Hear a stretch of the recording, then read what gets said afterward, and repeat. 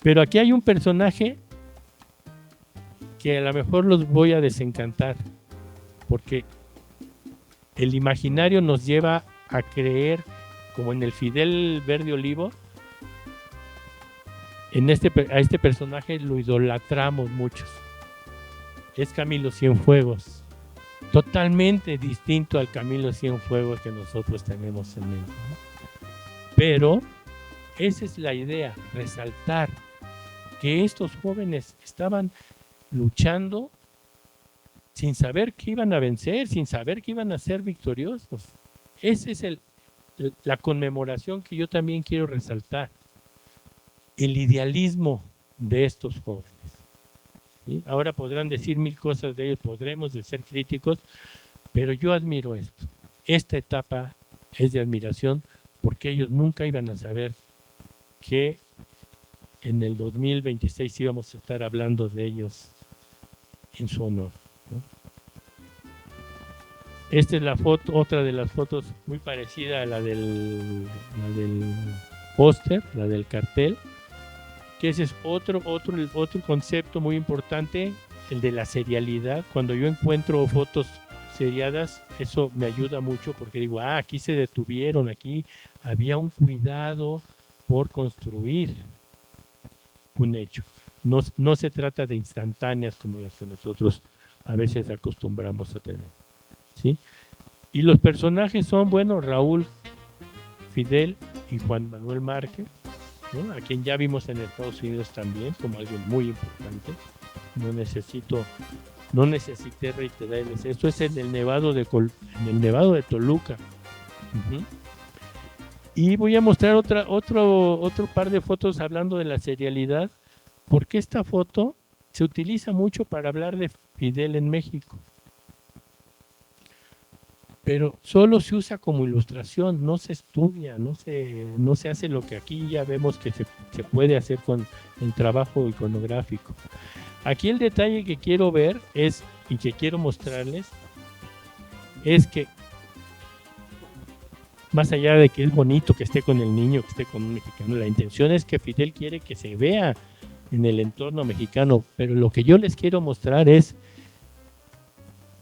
el dobladillo del pantalón de Fidel. Está en la foto anterior. ¿Y por qué resalto esto? Porque así se iban a entrenar a la montaña de traje. Nuevamente vuelvo al aspecto que ya mencioné de la formalidad. Tanta era la formalidad que hasta en la montaña querían mantener esta imagen. Entonces, esos son los detalles que yo voy encontrando en mis estudios. Y esa formalidad contrasta con el Che. Un Che que no es nada formal comparado con Fidel. Y les tengo unas fotos en donde contrasta el Fidel que está ya preparándose con las armas, que van a entrenar el tiro con su traje, ¿sí? Sus lentes, que es algo que después va a perder, ya cuando es un guerrillero, los lentes se van quitando de allí. Está el Che, están en la cárcel, son apresados. Voy a ir un poco más rápido.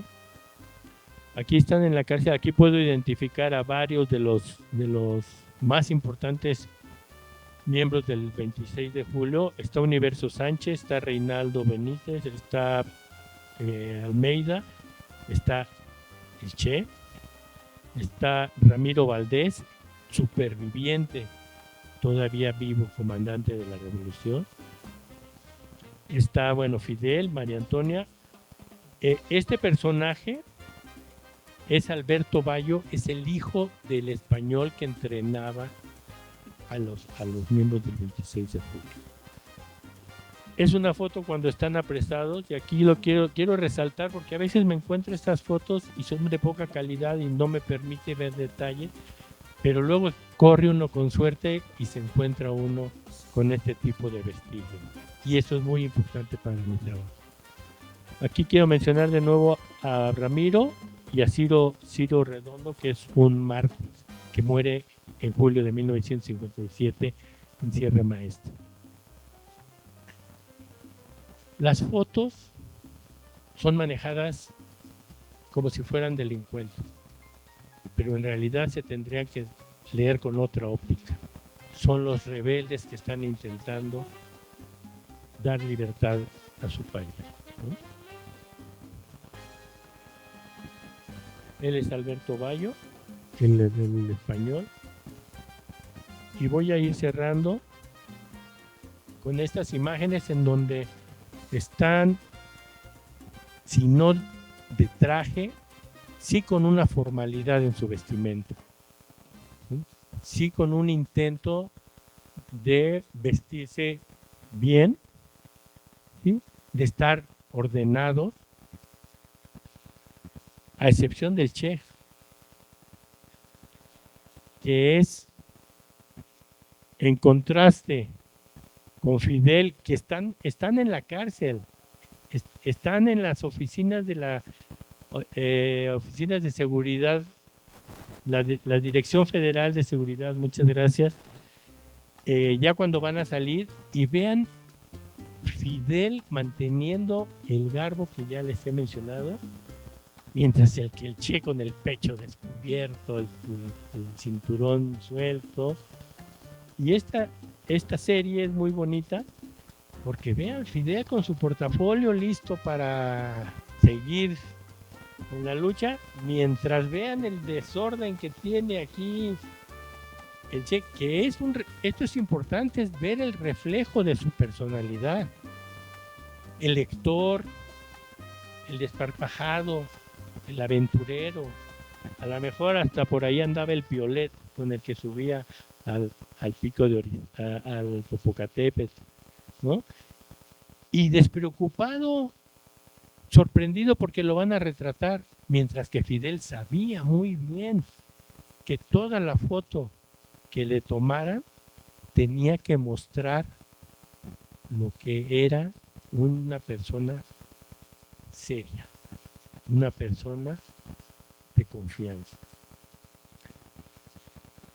Son las últimas fotos de noviembre del 56, ya noviembre del 56. Y voy a llegar a una de estas fotos, ¿sí? Bueno, menciono a Frank País y Lester Pérez, dos personajes muy importantes, porque sin ellos la gente en México no hubiera juntado todo lo requerido para la expedición. Y además no hubieran tenido lo que después tuvieron en la Sierra Maestra. Entonces, es muy importante. Frank País muere en 1957, asesinado por las fuerzas de Batista. Y casi termino con esta imagen. ¿Por qué esta imagen? En la calle de Castelar 213 en la colonia Polanco. Esta imagen seguramente no tienen por qué saberlo y no me estoy burlando, es con todo respeto, pero seguramente no tienen idea por qué la tomaron. Y el sentido es enorme, enorme. Fidel se agacha. Fidel no está parado, ¿sí? No le importa el garbo. Y estos niños no son cualquiera. Es Fidelito, su hijo, que días antes había cumplido 7 años.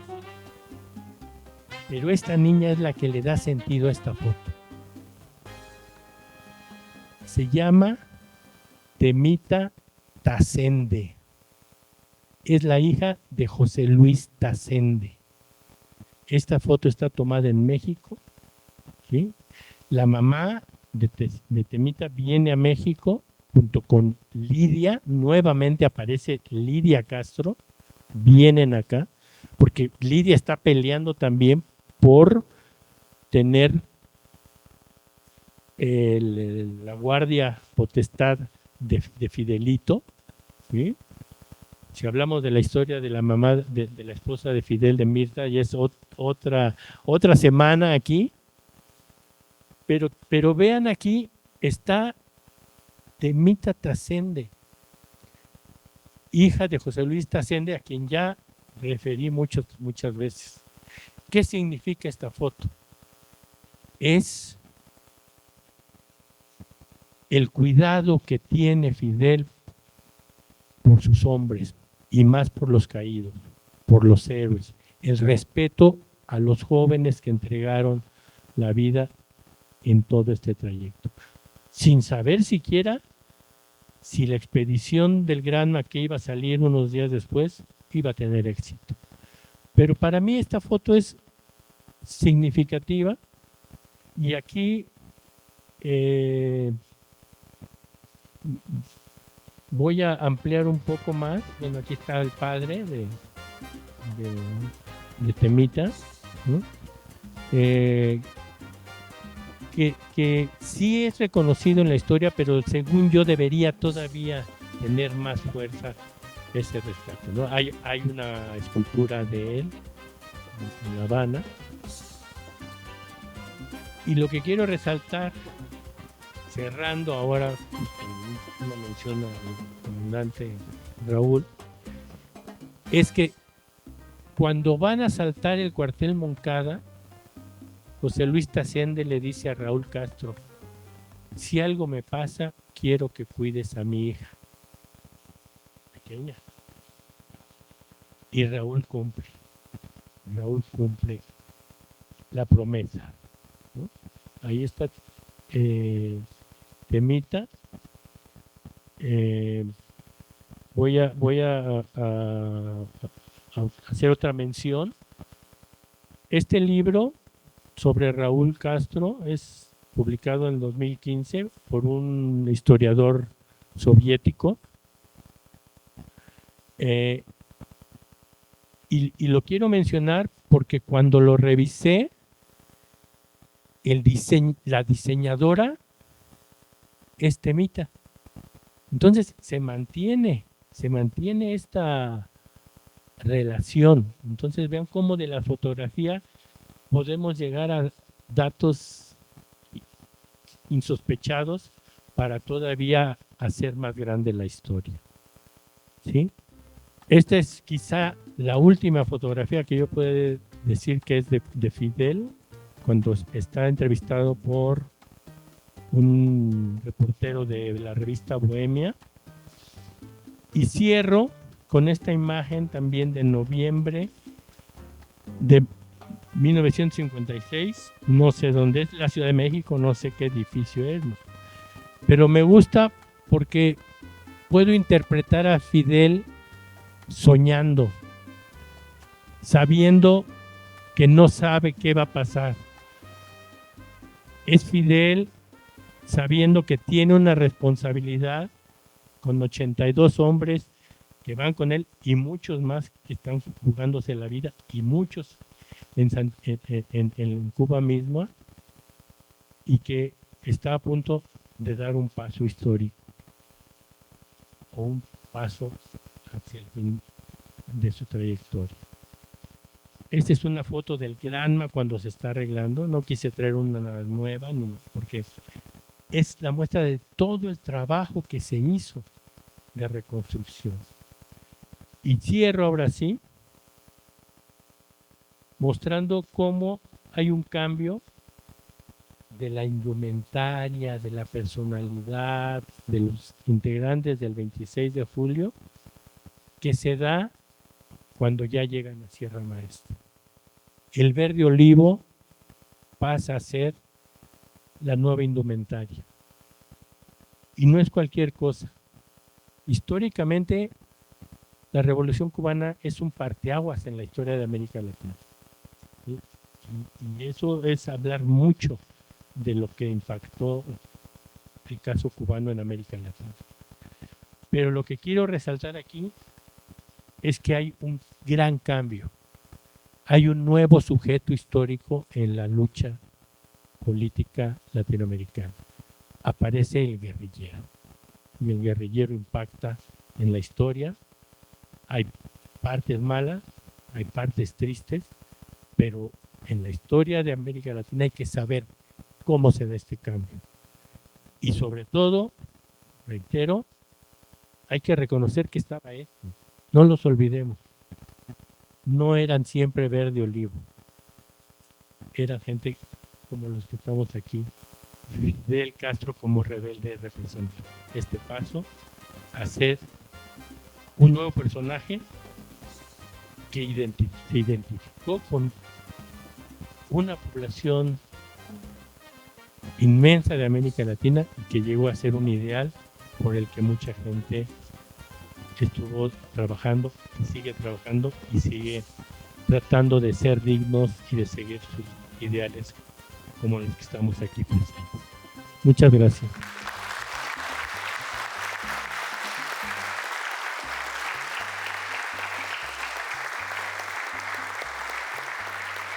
Entonces, doctor Camacho, muchísimas gracias. Y ahora vamos a dar paso a los comentarios de la doctora Pulido Llano. Es licenciada en Historia y maestra en Estudios Latinoamericanos por la Universidad Nacional Autónoma de México. Actualmente se encuentra colaborando como titular de la memoria histórica en el Archivo General de la Nación a cargo del repositorio digital Memoria, México, haz memoria. Le vamos a dar la palabra a la doctora para que inicie sus comentarios. Adelante, doctora, por favor. Un honor, bueno, estar hoy, que justo es la conmemoración, el aniversario del natalicio de Fidel Castro Ruz, hablando de cómo la memoria de Fidel Castro y de los expedicionarios del 26 de julio en México, pues es una memoria viva, ¿no? Como acaba de demostrarlo Enrique con todas estas imágenes fascinantes que nos trajo a la memoria. Más aún cuando todos los días nos despertamos, ¿no? Hay que defender este legado de Fidel Castro y de los expedicionarios. Cuando todos los días nos despertamos con todas las noticias de nuestro vecino país del norte, ¿no? Y bueno, la defensa de la soberanía que está haciendo nuestra presidenta, llamándonos a todos, pues a ser también unos soldados, ¿no? Hay que defender ese legado también de cómo la memoria o la desmemoria a veces quiere pues arrancar de las calles, de la visión de las identidades, también de manera violenta, arrancar estas figuras, ¿no? Hay un legado que estamos obligados a traer aquí y por eso creo que, más que comentar el trabajo de Enrique, porque es un experto, o sea, en realidad no, bueno, fui tomando algunas notas de lo que él iba comentando de las imágenes y ahorita voy a hablar un poquito de eso, pero bueno, más que nada es acompañarlo justo en este momento que es tan importante recordar a Fidel Castro y a los expedicionarios. Hace unos años recordamos cómo la alcaldesa de la alcaldía Cuauhtémoc quitó violentamente de la memoria de la delegación Cuauhtémoc, bueno, ahora alcaldía Cuauhtémoc, las estatuas de Fidel Castro y del Che Guevara. No sé si todos ustedes aquí presentes tuvieron la oportunidad de conocer esas estatuas, estaban atrás del Museo de San Carlos. Yo afortunadamente todavía alcancé a llevar a mi hijo, a un amigo suyo, todavía adolescentes, se tomaron sus fotos, vimos, bueno, estos personajes de verdad singulares que cada vez que pasábamos por ese parque, que además es un espacio donde habitaba la gente sin casa, y bueno, en un proceso de gentrificación que empezó ahí en la colonia Cuauhtémoc, en la delegación Cuauhtémoc, intentaron, por supuesto, también higienizar esa zona, quitar esa memoria, arrancando de tajo esas estatuas que todavía nos preguntamos, porque cuando las quitaron, sabíamos, bueno, que estaba la polémica abierta de dónde están esas estatuas, de dos personajes que estaban en una banca conversando entre ellos, no era ninguna figuras amenazantes de absolutamente nada, no era un estereotipo construido negativamente, eran dos compañeros platicando amenamente, ¿no? Y bueno, pues eso es lo que en las sociedades la política también provoca, ¿no? Entonces todavía yo me preguntaba y estuve investigando dónde están esas estatuas, ¿no? Supimos que las iba a subastar, que las iba a mandar a quién sabe dónde, ¿no? Pues muy brillante nuestra querida delegada de la delegación Cuauhtémoc, pues, ¿no? Esto, obviamente, que esta polémica va más allá, ¿no? Porque en ese mismo espacio convivían, bueno, estas dos estatuas con un busto de Julio Antonio Mella. Entonces había pues, una gran historia que contar ahí de todas estas gestas heroicas cubanas que han pasado por nuestra ciudad y por nuestro territorio y que hay que traer constantemente a la memoria, no olvidar que esa presencia ha estado aquí para detonar un montón de aspectos, de asuntos que se detonaron en la vida mexicana, ¿no? Aspectos que es importante recordar y que no se arrancan de tajo como unas estatuas, pues, ¿no? Entonces, bueno, pues ahora hay que ver de qué manera volvemos a llevar a estos personajes a ese contexto, a ese entorno o a otro donde masivamente puedan también convocarnos y reunirnos. En algún momento me decían, exactamente dónde está el lugar donde mataron a Julio Antonio Mella, donde asesinaron a Julio Antonio Mella? Y les comentaba que el único recuerdo que había antes de este busto, que además la ceremonia de colocación del busto fue preciosa, fue un acompañamiento entre la Embajada de Cuba en México y las autoridades mexicanas, una escuela que se llama Julio Antonio Mella que entonó una marcha de manera magistral, los niños de esa secundaria entonaron esa marcha y fue precioso. Antes de ese busto solamente había una pequeña placa que recordaba ese asesinato en una tiendita donde arriba había un letrero de Coca-Cola. Estaba el letrero de Coca-Cola bajo la placa y bueno, afortunadamente ahora todavía existe ese busto. Esa fotografía aparece en un artículo donde hacen un recuento de ese asesinato, contando cómo cuando a Mella lo asesinan en esa calle no había luz pública, no había iluminación. Fue en la madrugada, llovía. Y entonces la persona que hace ese relato relata precioso cómo es que pudieron las autoridades señalar a nadie, qué se veía en ese contexto. La ciudad no era más que un gran pueblo sin denostar, por supuesto, a los pueblos, sino que era más bien eso, o sea, una ciudad que todavía estaba en crecimiento. Y entonces esa fotografía y cómo detona ese relato de una persona que va a investigar qué estaba ocurriendo, bueno, investiga hasta exactamente qué película estaba anunciándose en las carteleras de los cines y hace esa reconstrucción. Eso es lo que Enrique está haciendo con su trabajo. Desde hace más de 40 años, ¿no? Enrique ha ido coleccionando fotografías, historias, buscando en las fotografías relatos, la historia.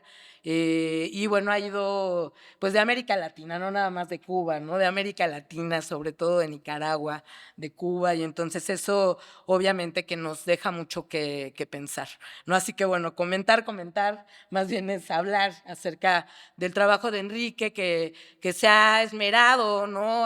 Por poner estos temas en el contexto de la academia, pero también lo lleva a otros lugares, afortunadamente, donde la academia no lo abruma, ¿no?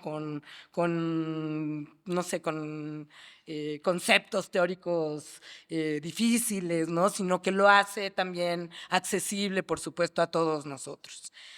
Constar la historia de las fotografías en ese sentido, pues nos lleva directo a la memoria colectiva, ¿no?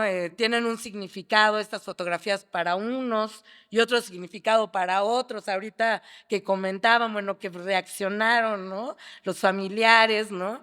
A ver qué personajes se van distinguiendo. En ese sentido, bueno, aunque la fotografía detiene el tiempo, y ahí se queda, se detiene y detona los recuerdos, en ese sentido se vuelve un artefacto, una forma de convencernos de que la historia está viva, de que la historia se mueve, de que es polisémica y que tiene muchos significados, y bueno, esa es la fotografía como documento.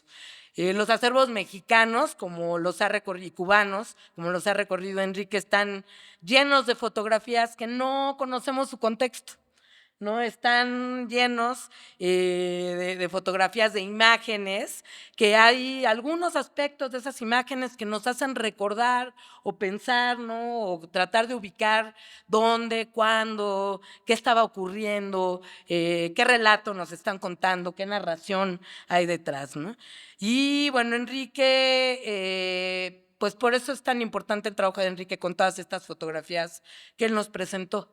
Las pocas o muchas que haya logrado recuperar de esos 2 años del exilio de los cubanos que llegaron Fidel Castro y que se reunieron con Fidel Castro aquí. Todas esas historias las va uno engarzando en una memoria que afortunadamente tiene relatos ya reconstruidos. Él hablaba de una historiografía vasta acerca de la vida de Fidel, que afortunadamente tenemos para poder justo articular todos los episodios y los detalles que no son legibles a simple vista viendo las fotos. También, por supuesto, los testimonios, entre otros, el gran testimonio que nos legó Fidel Castro y que fue publicado hace unos años, ¿no? En 2011, 2012, y que, bueno, contiene, por supuesto, de manera narrativa, el relato que vemos en estas fotografías o que reconocemos en estas fotografías. En estas fotos que nos fue mostrando Enrique, un dato detona un montón de asuntos, un montón de problemas, de preguntas que nos podemos hacer, ¿no?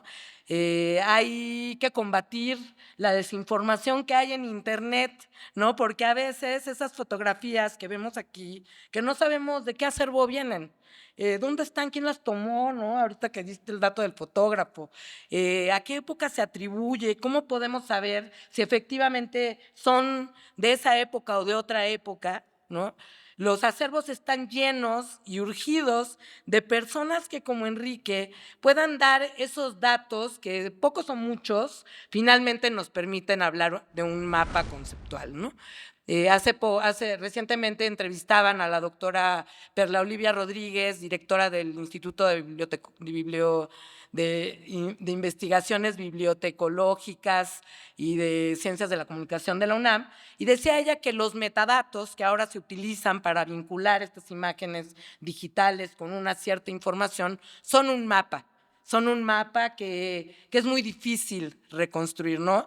Ahorita Enrique nos contaba que no tenía los datos de todos los personajes, ¿no? Bueno, aquí con la familia seguramente va a encontrar algunos datos más y bueno, irse a recorrer todavía algunos personajes que siguen vivos de aquella gran gesta que fue la Revolución Cubana, ¿no? Entonces hay que irse a recorrer algunas regiones, ¿no? En Cuba, para poder identificar algunos de los personajes que se advierten o que se ven en estas fotos, pero también, además de combatir la desinformación y de buscar a qué época se refieren estas imágenes, lo que vemos es cómo se vestía la gente, cómo eran las casas, todo lo que detonan, ¿no? A qué sector social pertenecieron estos revolucionarios.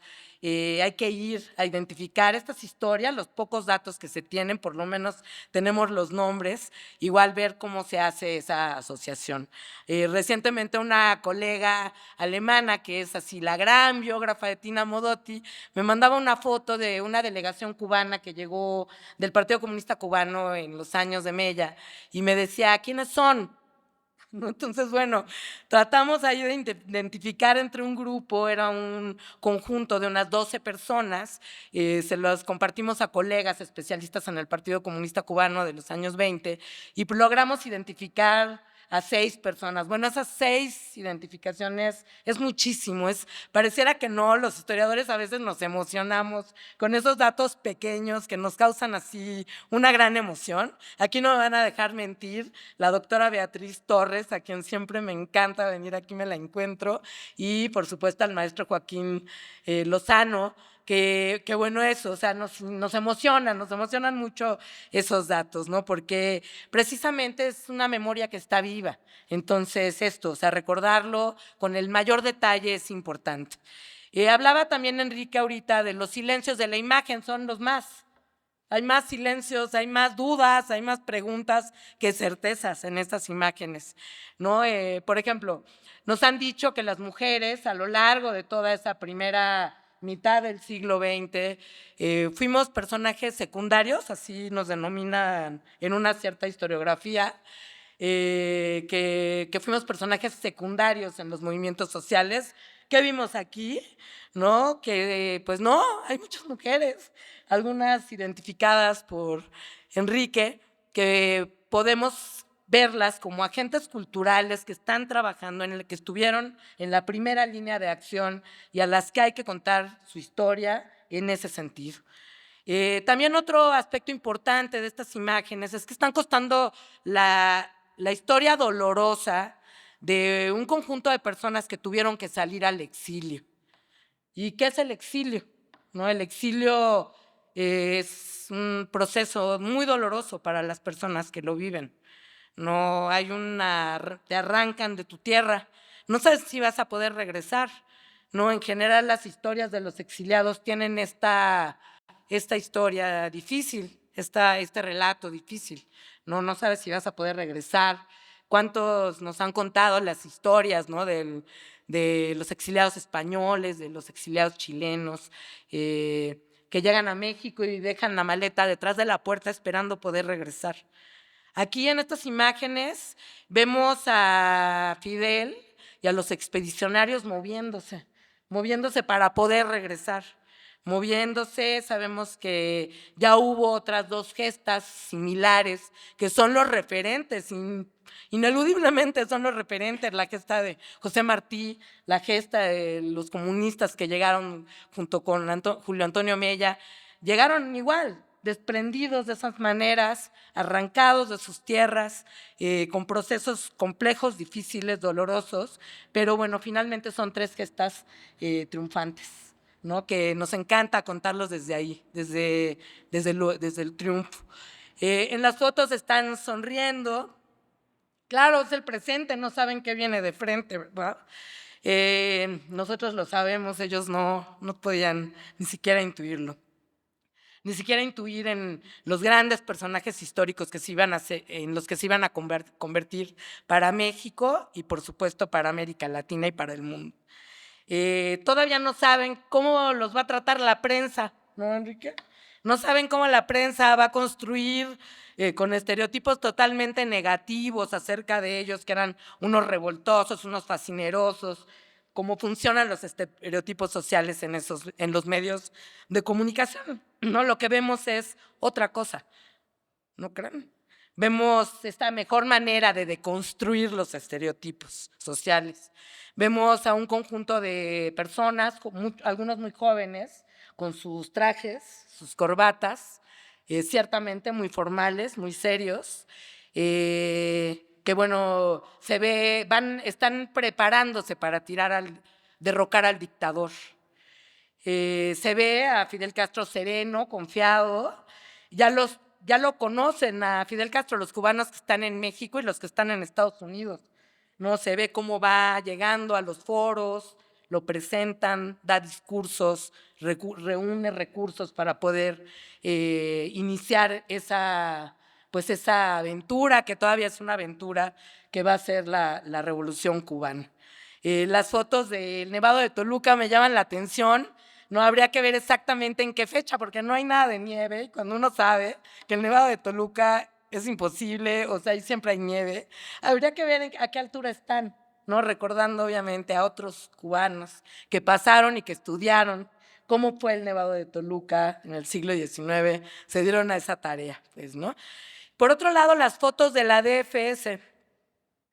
Pues la DFS era, o no me va a dejar mentir la doctora Torres, era la máxima provocadora de miedo entre los personajes que participaban en los movimientos sociales de México y del mundo que habitaban en México. Los vemos ahí, bueno, a Fidel Castro vistiéndose, al Che todavía apenas levantándose, ¿no? Un poco desaliñado. Está desordenado porque, pues, cuando los detienen, imagínense el miedo que sintieron cuando los detuvo, ¿no? La DFE se especializó en desaparecer personas, ¿no? Y bueno, ese miedo es el que hay que buscar en esas fotos, yo creo. ¿No? ¿Dónde está ese miedo? ¿Dónde está ese relato? ¿Qué es lo que los agentes de esa policía secreta contaron de esa detención? ¿Cómo lo vivieron ellos? Después viene el testimonio de Fidel Castro y nos cuenta qué fue lo que vivieron, no cómo lo vivió él. Pero imagínense el terror, ¿no? Aquí Fidel Castro conoció a muchos mexicanos que habían pasado por la DFS, sobrevivido a la DFS.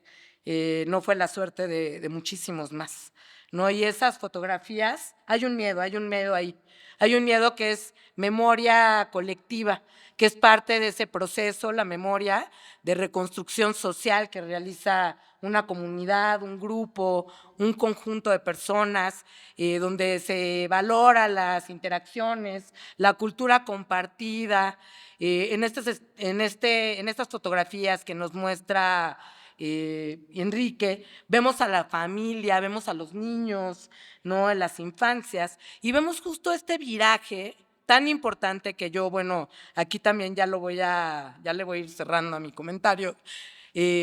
Vemos este viraje de la imagen, ¿no? De Fidel Castro vestido de una manera y cómo cambia el saco y la corbata por el vestido, por el atuendo del guerrillero, ¿no?